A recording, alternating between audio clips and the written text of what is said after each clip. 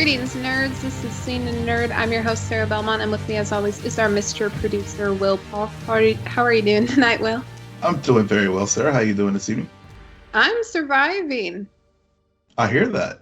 Yeah. I hear that. Yeah. It sounds like you've had a pretty good weekend, doing some fun stuff and getting away from the computer and whatnot. You make it sound like I'm just living my life. All I told you I did, this was my weekend in a nutshell.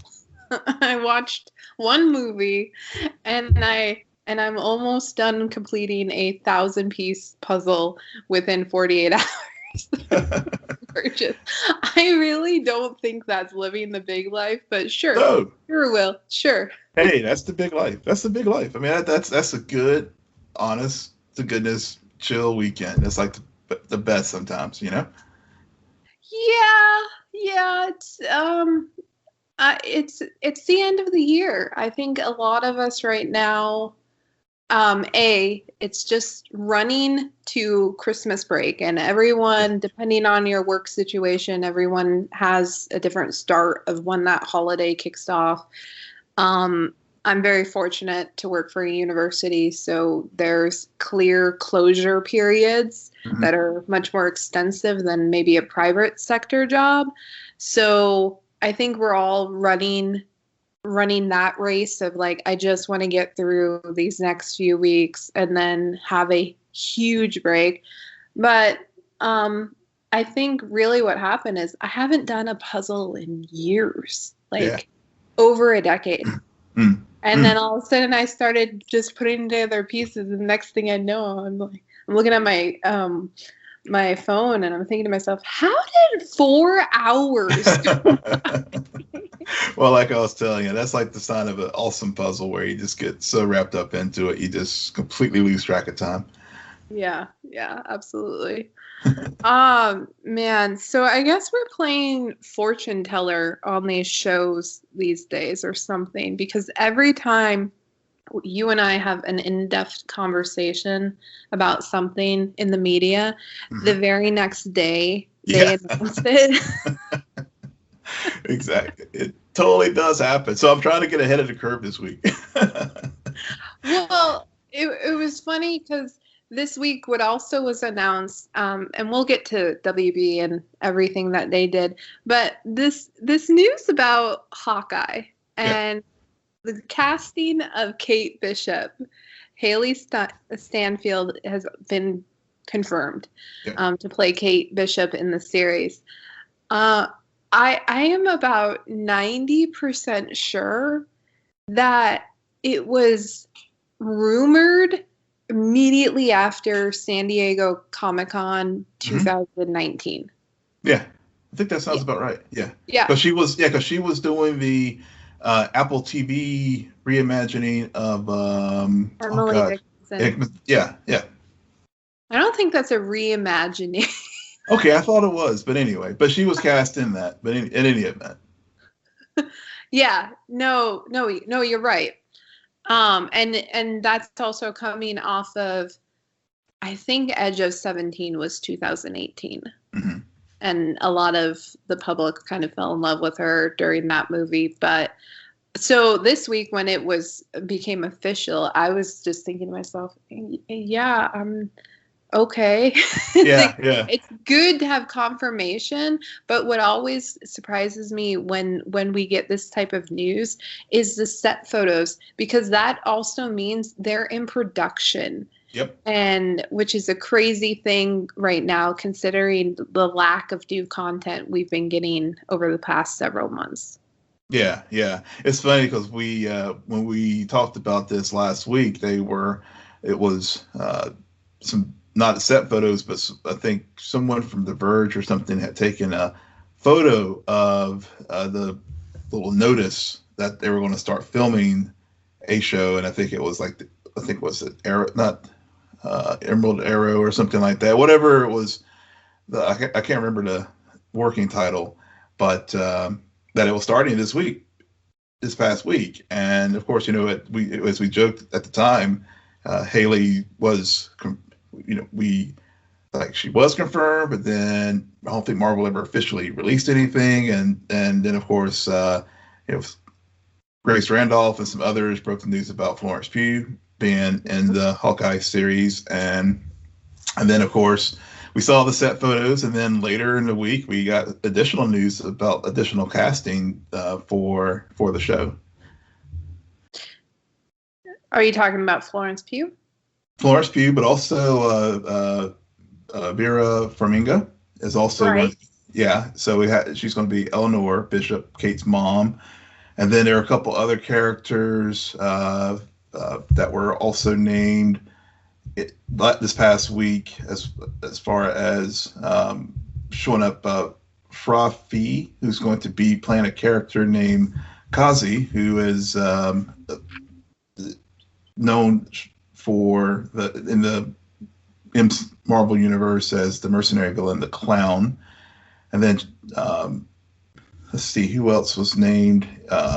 Tony Dalton was another actor who was going to be playing a character named Jack Duquesne, who is a take on the Swordsman, who was an early mentor to Hawkeye. And then also, of course, Florence Pugh, and then there's a couple other characters who's going to be playing a character named Maya Lopez, who is apparently a character named Echo, who is a deaf Native American who is capable of copying and mimicking another person's fighting movements. So yeah, it looks like they're rounding out the cast, and of course we saw the photos of Jeremy Renner and Haley and Lucky the pizza dog. So yeah, I think they're aiming for end of this year, where it's going to be on end of 2021, where I think it's going to be on Disney Plus. Mm-hmm. Yeah. Yeah. I don't know anymore. Honestly, I don't even care about the release dates. Yeah. Over the past several months, every time something gets announced, we've dealt with so many delays that even when they're set to be released in 2021, you're just like, okay, well, Mando Vision was all set for December, so no. No, we're not getting it, and we were like not getting any MCU this year, so. Yes, still bitter. Yeah, I'm still bitter about that. Yes, I am. But for all of our bitterness, we have another studio, WB, who makes, yes, we talked about it. We said, why wouldn't they? And even though we knew it was a likelihood, on this scale, because releasing Wonder Woman is one thing. Yeah. Doing that. But they tripled, quadrupled the ante because they said, oh, no. We're not just releasing Wonder Woman. Our full 2021 slate will be released in theaters and on HBOmax simultaneously. Yeah. Boom. Drop the mic. I told my parents that. Yeah. And instantly they said, how much is HBOmax? They're not even superhero fans. It's just the idea of a streaming service having new content in a way that mirrors what's going on in cinemas right now. Yeah. It's just everyone will want it. So I am just overjoyed with that announcement. Yeah, me too. I not only because HBOmax and Amazon Fire were able to come to a deal a few weeks ago so that Fire devices could use the service, but also, it's just been maddening how things kept getting pushed back, and it really is a game changer. Of course, the studio, a lot of the movie theater franchises and stuff are already, did push back, and of course will want to renegotiate their deals so they can get a better slice of the pie as far as revenue, because they're still hurting, and quite frankly, I mean, part of the pox is on our leadership for not doing more to help other industries like movie, the arts and others when they're dealing with the pandemic and all these shutdowns. But this truly is like a game-changing thing, and it is one of those things that once you've let this genie out of the bottle, I just don't know how. Yep.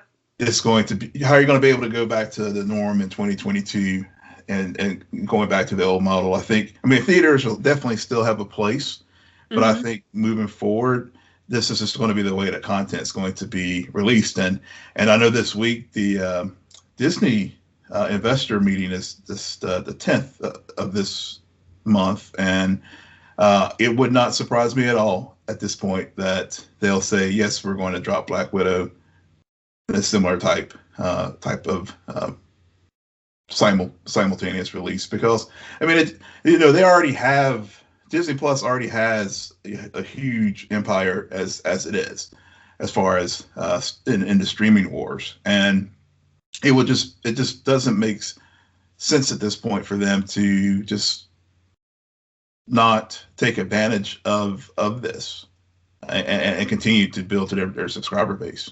Yeah, I did hear an interesting argument against that, because we have to remember with HBOmax, their subscribers have not been consistent.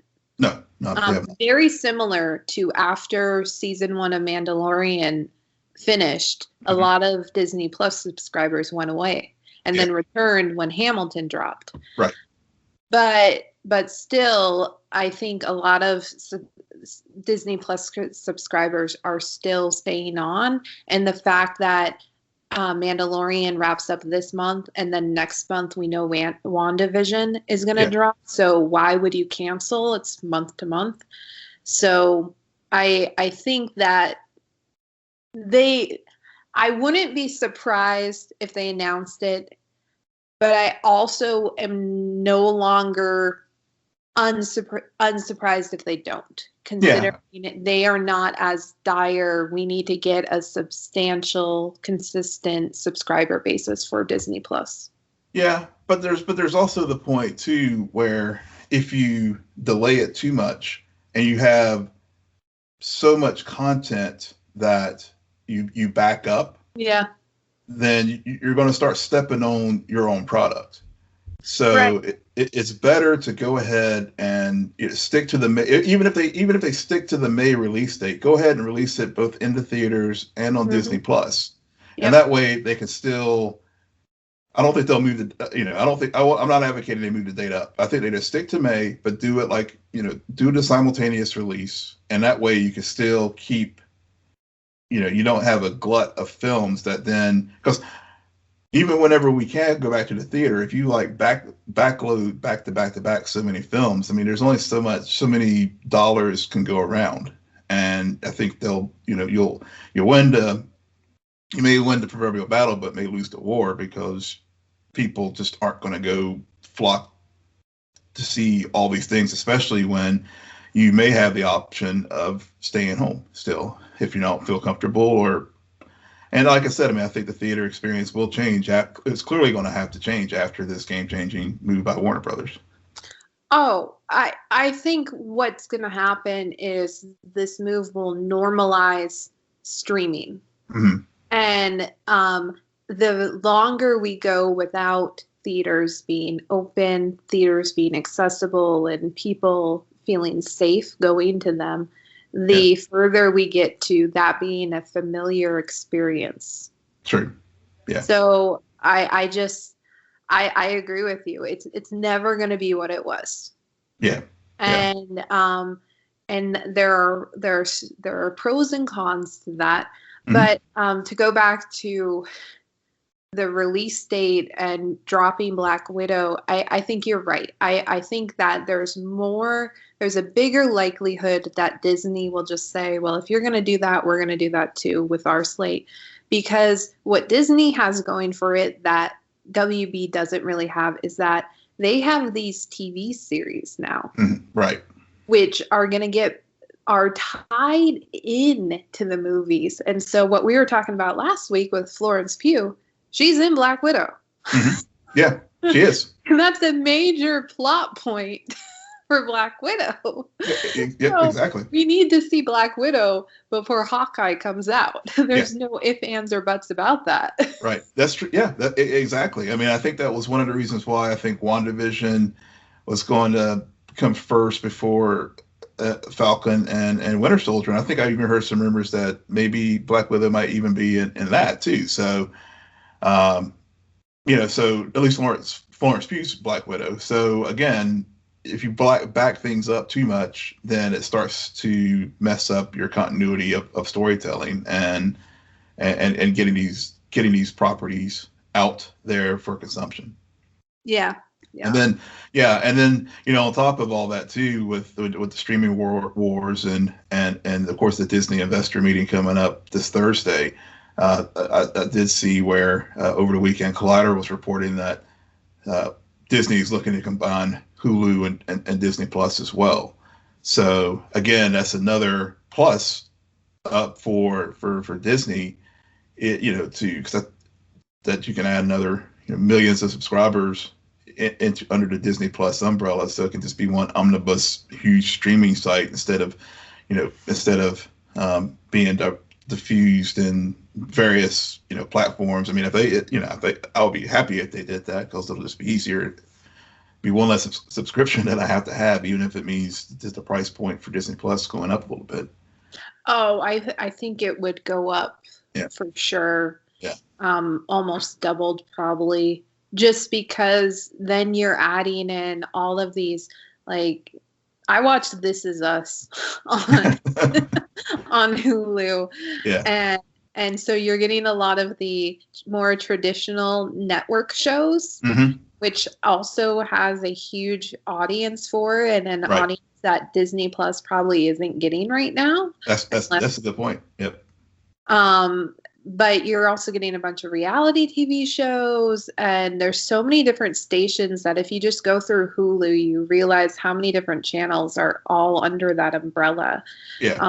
So I think that's just a genius move to kind of to broaden their ability to obtain subscribers, mm-hmm. and also just to make it more parallel to Netflix and Amazon.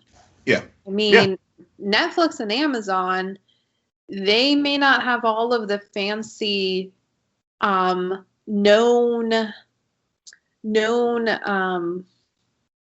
brands, but they also were the ones to start it all and have really developed original content that allow people to just want to have it. And then they have all of their movie catalogs that they own. So yeah, and to your point about network shows, I mean, Netflix still, do they still have The Office? I mean, which still trends very highly now, since Nielsen actually ranks the streaming programming on these various platforms each week. And I think it's still, some of these legacy shows are still in the top 10 as far as what people stream. So, so adding a Hulu, like you said, with a proper, with IP like This Is Us and other, established show network-based shows, again, that's definitely diversifies Disney Plus to be more, like you said, like a Netflix and an Amazon type of platform, which is just a win for them. Yeah, absolutely. Yeah. What else is going on? Ava DuVernay is creating a new series, Naomi, based on the DC comic character by the self name. Like, the character's name is Naomi. Yeah, the character's name is Naomi. Yeah, so Ava's definitely like building her DC resume, because she's got the New Gods. She's got this Naomi. We talked about DMZ, I think, a week or so ago, and each of these series, two of them definitely have focus with colors of character, and this was this Naomi series is a little bit different in that it's not based in a big metropolis or everything. It's going to be in a small town, but again, she's building that DC empire of her own slate. And I know it's going to be on the CW, which is like, okay, will it get CW-fied? but maybe it won't. Maybe she'll have enough creative control over it that it will have its own flavor and stick to the comic book that it was based on. Oh, what is going on with New Gods? Is that it's still in pre-production or? Yeah, I think it's still in pre-production, but Okay. I think it's but it's definitely going to go forward. But I haven't beyond.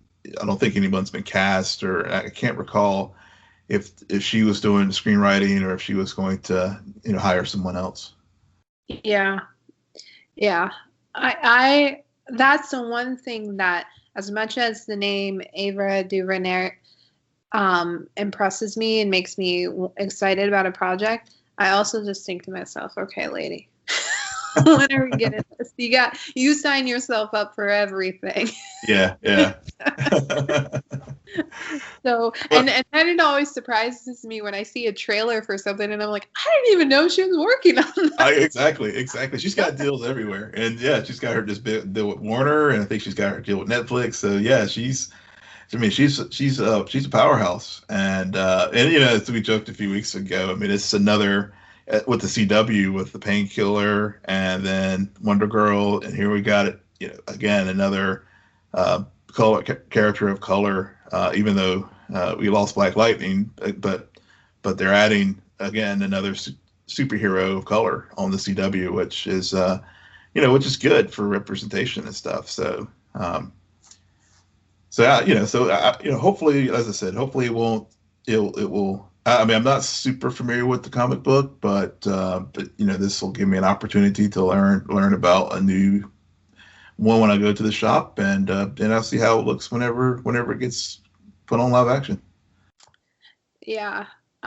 You do that research and just tell me all about it. I'll wait for the actual show. I will do so.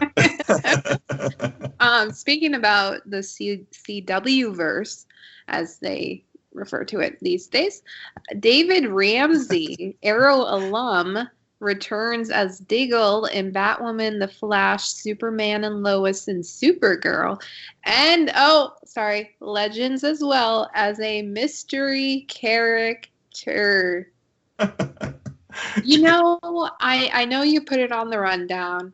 Yeah. Probably gonna be with Green Lantern, but a part of me is just like, are they ever gonna do it? This is Diggle's the crossover this year. it's the biggest, like, every day one people have speculated about that, and it's just, and they've done so many, like, hint.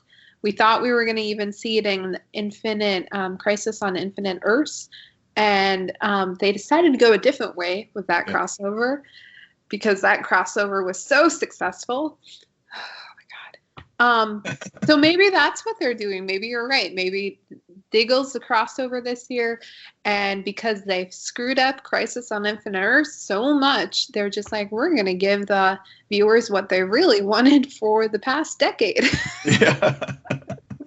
Yeah, but also, that's true. I mean, I know you like to beat up on Crisis. I actually, we talked about this last week, that normally this time during of our shows we would be talking crossover right now, and so it is kind of it's fitting that we at least get some Arrowverse to talk about some possible crossover with the beloved character that is John Diggle, and like you said, one folks have been hoping for a very long time. And I'm glad he's back. I mean, it makes sense as far as if they to continue the legacy of Arrow, having a core character like Diggle show up on all these other shows, and also I think David's going to be directing some episodes as well. So I'm looking forward to it, and like I said, I guess maybe this will be their way of doing a crossover next year. Yeah, that's another thing I can't wrap my mind around. Will there be a crossover next year? How will that work given the already precarious production restrictions Yeah. everyone has? Yeah. And just hearing from all of the interviews over the years about the logistics of these crossovers. If they pull something off, it'll be very impressive, more impressive than any other crossover before, just given the state of production right now. True. But for all we know, they're gonna do a COVID crossover. Because I see all these previews for these network shows, like Grey's Anatomy and a few others, where they're clearly using COVID. Yeah, what's the courtroom show? I'm blanking. Madam, I can't remember the name of it, but yeah, I saw a commercial earlier in the week, and it had the plexiglass up and stuff. So yeah, it will be interesting to see how if the Arrowverse shows integrate real world things into their storytelling. Yeah, I kind of just hope not. Yeah, We need it to escape, but you never know. You never know. I see pros and cons. There is one last bit of news to talk about before we jump into the Mandalorian episode breakdown of the week. Earlier this week, it came out that Elliot Page is transgender, and all of his credits are being updated for all previous movies that he has been involved in the past. Yeah, I saw that earlier this week, and happy transition to or come. Okay, I know there's like a proper term for it. I'm blanking on whenever you announce that you're coming into your true self. But congratulations to Elliot, and wish him all the best. And I think he joins several other actors and actresses who are part of the transgender community, and will hopefully be a role model for many folks moving ahead. Yeah, I think this is fascinating. Just from the perspective of the fact that they're changing the credits. Mm-hmm. He currently is a star in the Umbrella Academy on Netflix. Right. And so season 3 will be might bring more viewers to the table, because everyone will want to see how they explain what has happened to that character. Right. Because did I read where they were going to integrate that into the story as well? Which would make perfect sense. I mean, Elliot Page, for all intents and purposes, plays Elliot Page on that series. Minus maybe the powers, but I'm pretty sure it's like the same character. And just given the pathos of that character, I think that can be easily done. But again, it's just the idea that this is the first time anything like that has occurred. Yeah. Where you have a star who goes through that change, and the show has to adjust to it. Yeah. It really is. And you're right. I think you're right that people will, if they were already fans, of course they'll tune back in, but it may capture some new fans to see how they address it and in the story moving forward. Yeah, my one recommendation: skip season 1, go straight to season 2, because the season 2 finale is really good. All right, Mandalorian, the tragedy. Okay, I have been preparing to talk about this episode. I just need to go through my notes, because I have some really good notes in Okay. All right. No, that one actually is interesting. Did you delete all of my good? Oh, okay. Here we go. No, I didn't touch anything as far All as right. Amanda. No, I did not touch a thing on the rundown as far as your notes on the tragedy. It's I just all on had the second page. yeah. Okay. So about halfway through the episode, I suddenly had to write. Okay, getting some serious Power Ranger vibes.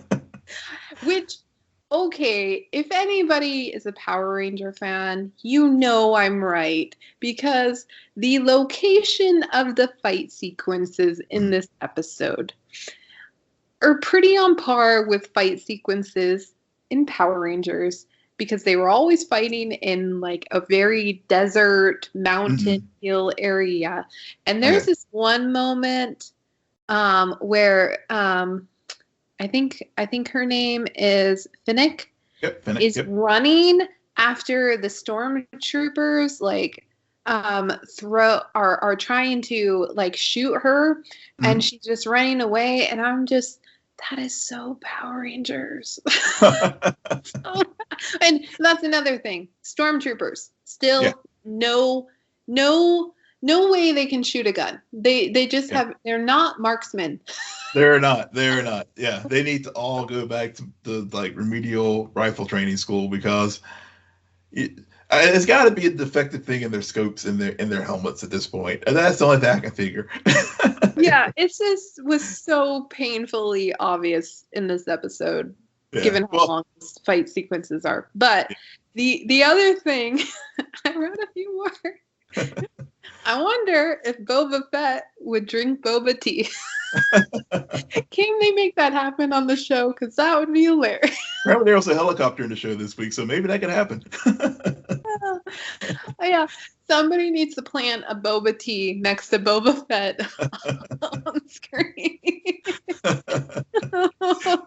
Oh my god. And then I just shout, "They took my baby."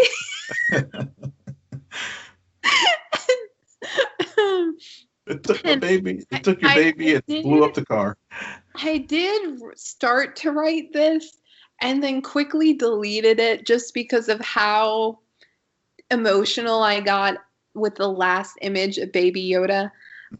Yeah, I know, Grogu, but still, it'll take some time. I did initially write, wouldn't it be funny if Grogu is the real villain?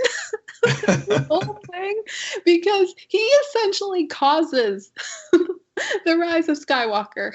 He does. He does. Grogu is he is. If it wasn't for Grogu, we would not have Snoke, and we wouldn't have Ben Solo. Oh my god. So I think based on those 4 bullet points, you know my thoughts on the episode. If you're coming here for the for like Christian Harloff-esque analysis, you're at the wrong place. No.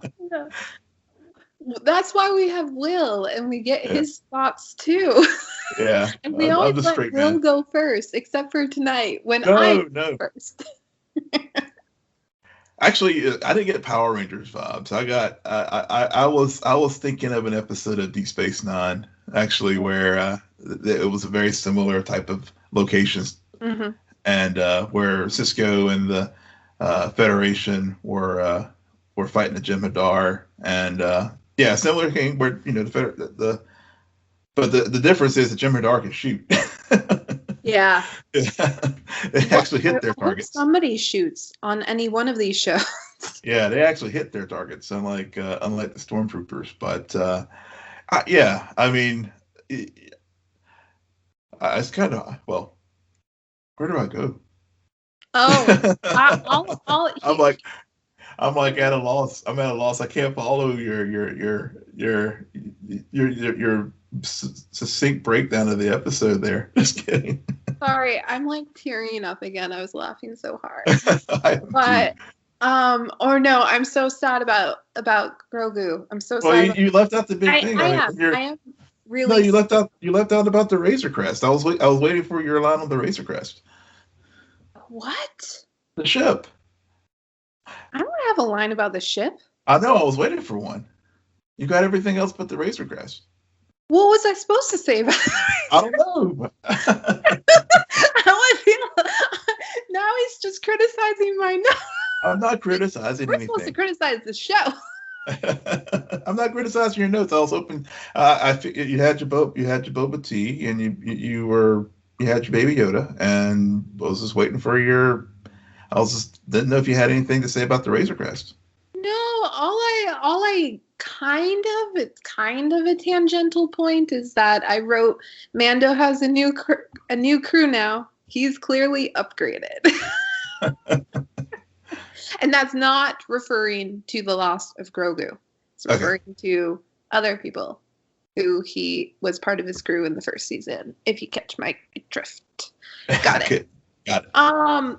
This, I think I also know why you don't know where to start. Because they telegraphed the ending of this episode with the title. Yeah. Well, and pretty much every subsequent scene. Actually, I was surprised that they actually got the Typhon so quickly. Mm-hmm.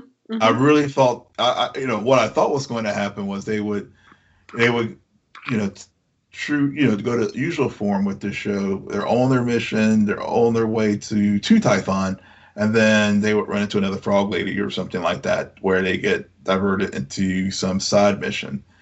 But they went straight to it. I mean, they did this week, and they had their cute moment with where we were flying with the windows down. So yeah. So when you said where they run into another frog lady, all that started playing in my mind was frog lady got run over by a Mando. Oh, someone write that song. You're right. So for about the first 5 minutes, I was thinking to myself, wow, they got here quickly. And I wonder if the tragedy, if it's more of a fake out where you think that, oh, clearly Moff Gideon is gonna snatch Grogu from Mando, and it's a fake out because we're gonna hear about the tragic past of Grogu and how he, we got the bullet points last week. Yeah. But to actually see and hear that full story would be really interesting. And of course, there are some holes that we all want to be filled. But no, it was not a fake out. This was all designed. And what really irritated me was the whole, okay, you're on the scene, Rock. And then it just, the moment it ends, all of the dark troopers are there and they just snatch Yoda, and it's just like, oh, okay. All right. Yeah. I mean, I think it was, to your point, this episode, it was good that it was tight as far as the timing, because I mean, it was. I mean, I enjoyed it. I mean, I really did. I did not, like I said, it did not go to my expectation as far as where they were going to go. And I mean, obviously, as far as the timing, I figured we would get Gideon taking Grogu at that would be our cliffhanger at the end of the season or something like that. But it came in episode 6, and of course, Mando's putting together a new gang to his new Avengers to go after Moff Gideon and the rest of the remnants of the Empire. Yeah, there's probably about 10 minutes of this episode I couldn't stand. But then looking back retrospectively, there were all of these tie-ins to previous episodes, which was really good to start to see. I mean, episodes from season 1, we got Boba Fett. And honestly, Will, I don't know about you, I kind of forgot about that hint in the very first episode of the season. Oh, you did I was so wrapped up in everything that happened last week that I was like, oh yeah, we were promised Boba Fett. Yeah, as soon as, I mean, I didn't forget that, but I was like, when I saw Slave One flying down and to the scene and to the planet there, I was just like, he's back. And I was, I definitely had that geek out moment where I was like, okay, we got Boba Fett, and then we actually got the Boba, what fans have been wanting for all this time, with Boba Fett. He finally lived up to the reputation for a guy who just got knocked into the Starlight Pit by Han's errant wave of the staff and returning a Jedi. So with seeing the capabilities of his fighting skills and stuff. So that was pretty cool. Yeah, I appreciated all of his fight sequences were great. Yeah. There was just the ones where it just felt like if maybe this wasn't a TV series, would there be a better way to film these sequences and not make it look so clearly staged? That drove me crazy, and constantly writing comparisons about Power Rangers. Yeah. But there were those character moments and payoffs where I'm like, yeah, originally I was like, because I hate when all it is fighting. But if I take out that bit, the rest of it moved the plot forward. It was very tight. We didn't spend 5 episodes getting there. Yeah. It was very next episode, and now there's a clear end game, if you will. I mean, next week will be about getting this prisoner that they need to add to the crew, like the 5th member, and then we get the showdown, and also just what everyone's talking about, just something we've speculated on, is as much as there is this beautiful father-son bond between Mando and Grogu, how much has that affect him and how he uses the Force? And Ahsoka didn't want to train him because of that bond, and we've seen how these types of bonds, when you're dealing with a Force-sensitive creature or person, it tends to lead them to the dark side. It just does. It does. And honestly, I think, to your point, Gideon was using that, and will probably use that even more now.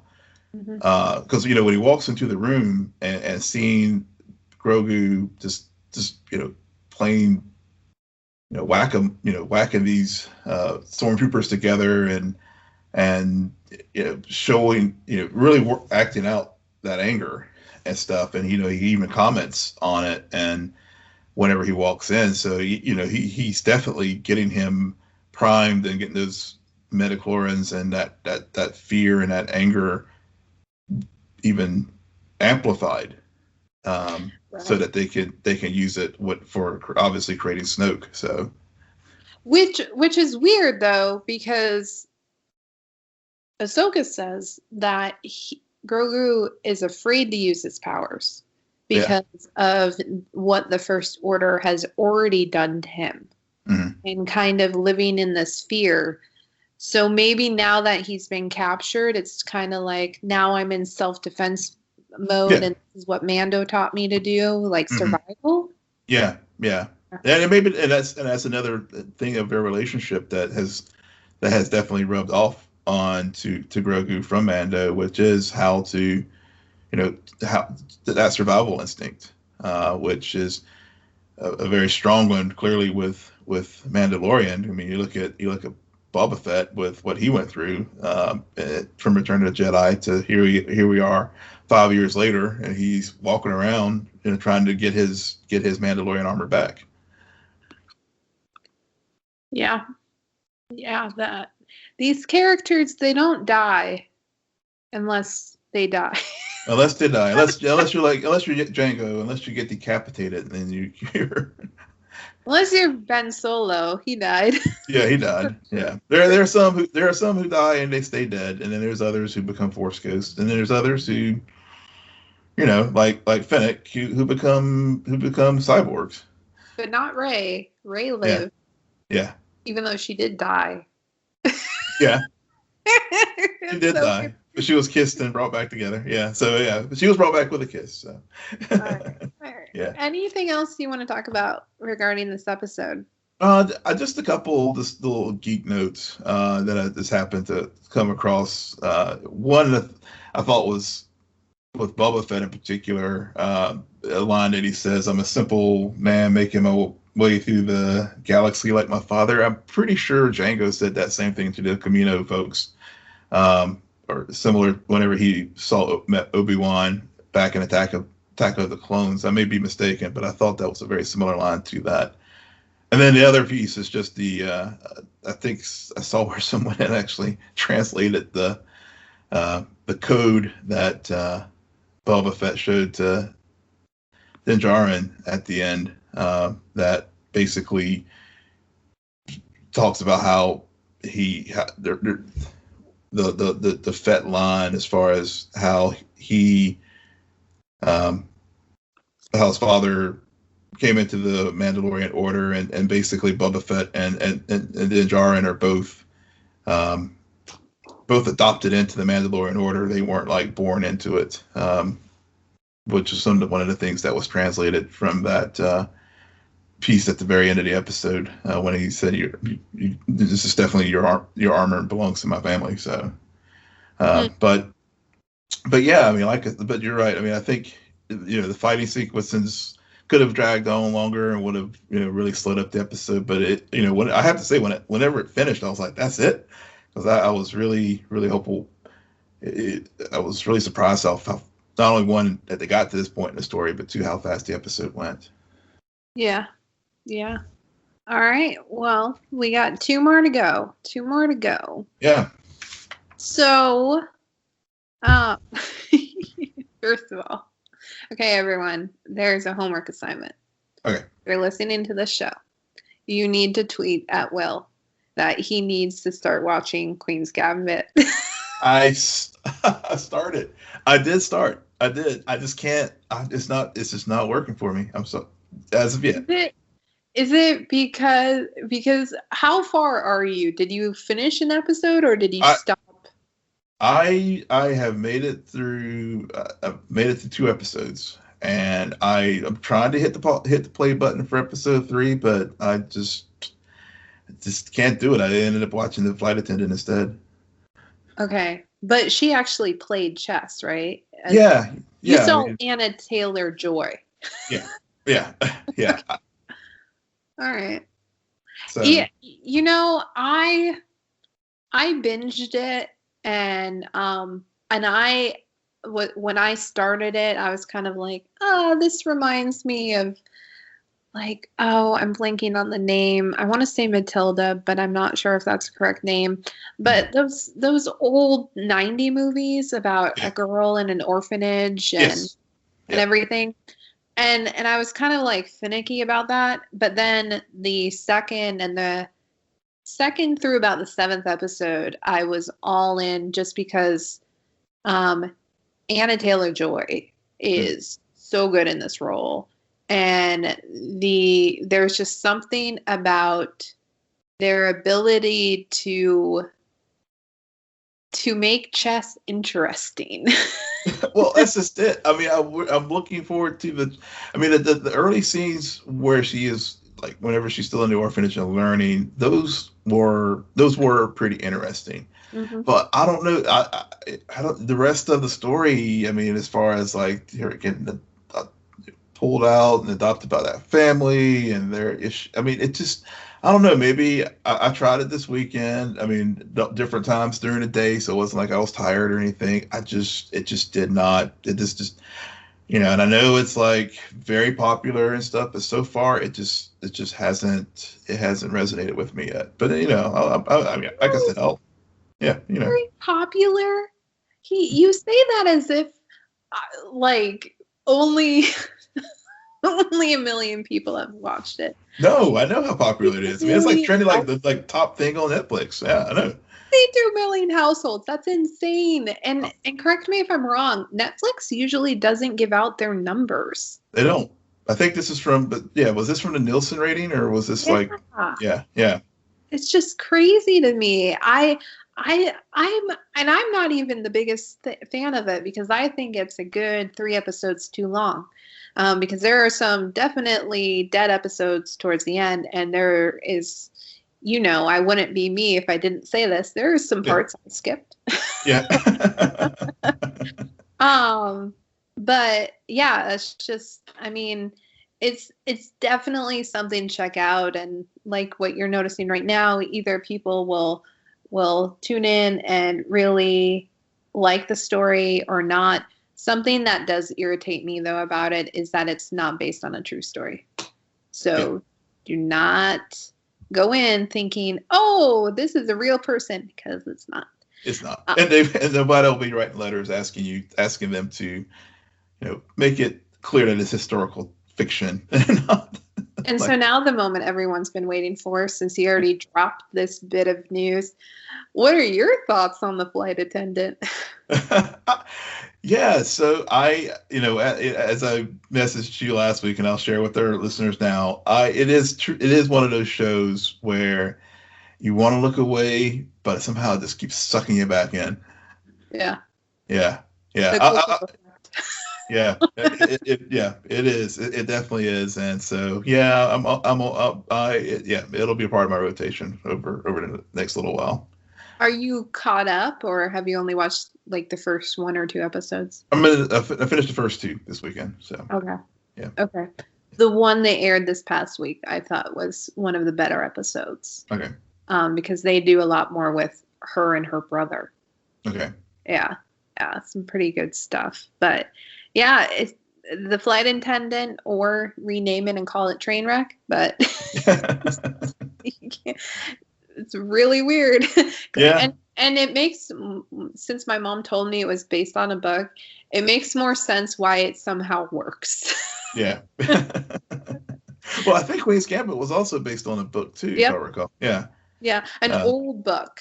Yeah. Like it's more popular now than it was 35 years ago when it was first released. Yeah. Yeah. Of course it is. Yeah. The other thing I want to recommend that I've watched recently is Amazon dropped a new Amazon original movie called Sound of Metal with Riz Ahmed and Olivia Cook. It's a movie that I believe was supposed to come out. We've been probably this year. It was being looked at last year in all of the festivals, and it is definitely something if you have Amazon Prime to watch.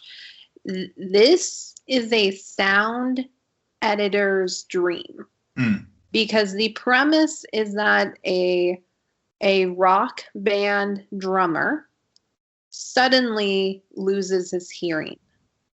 And he then gets sent to a rehab facility because, he's a former drug addict, and learns how to be deaf, essentially. Huh. And why I say it's a sound editor's dream is because what they do with the manipulation of sound and perception is very intriguing. And I was just in awe of it because there are so many little details in terms of when they show oh my God, I'm blanking on, I'm tired. When they show certain things, when when you can hear certain things, when you can't hear certain things. And there's so much has to do with perception, but there's a lot of details in how they craft this movie. Nice. Sounds very interesting. I know one that I want to check out is the new Fincher film that dropped, I think, this past weekend as well on Netflix. Is it Gary Oldman's in it? Yep. Yeah. So is it Mank? Mank? Yeah. I don't know how to pronounce it. I don't know how to pronounce it. Yeah, it's like Mank. Yeah. Although Kevin Smith tweeted out a line of dialogue from it about the film industry and how it sells the product, the only product that the buyer doesn't actually buy, because what we buy is an experience, a memory, and the owner of that product still owns it. Yeah, I saw you retweeted his line of dialogue from that, and that's what even piqued my curiosity even more when I saw Kevin send that out. So so like I said, it's definitely one that is on my list. I think it chronicles the making of Citizen Kane. Yep. Yeah. So so I think over the holidays it'll definitely be, if not sooner, I'll check it out. Well, that is it for us tonight. Will, why don't you tell our listeners where they can find you? Yes, you can find me at Will M. Polk. That's WILLMPOLK. You can find me at SJ Belmont, SJBELMONT. Please follow our crew on Twitter at CNN Nerd. Friend us on Facebook, follow us on Instagram, but most importantly, rate, subscribe, and comment on Apple Podcasts, Spotify, YouTube, Stitcher, or wherever you get your podcasts. Good night, Geek Out. You're welcome.